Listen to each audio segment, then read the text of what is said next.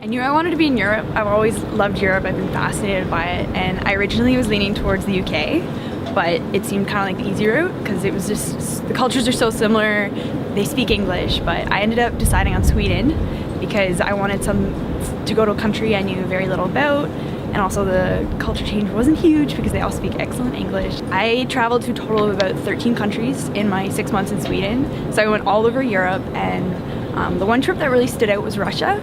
It was completely organized by a student network, so I didn't have to worry about anything. They paid for our visas, and it was a place I never ever would have dreamed of going if I hadn't been on exchange. That was the biggest culture shock I experienced. The language barrier was huge. It was a lot of hand actions and kind of a lot of patience, but it was a completely different place than anywhere else in Europe that I traveled to.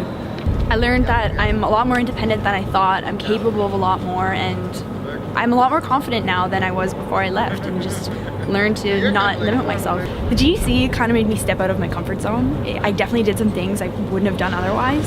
Especially in high school, I swore I would never take French ever again after grade 9. I hated it, but coming to university, I'm so happy I took it. I renewed my love for languages. I want to learn more languages, and my volunteer experience, I did the shadow program, which is another amazing experience I never would have done, and I got to know someone from a completely different culture and share my culture with her, and it was really fulfilling.